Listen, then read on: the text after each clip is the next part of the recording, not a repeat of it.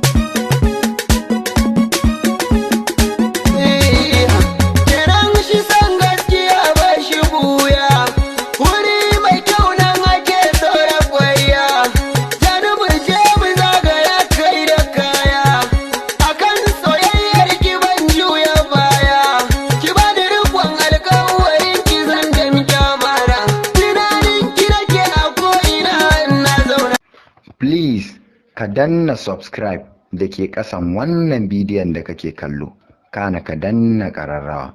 Mun gode.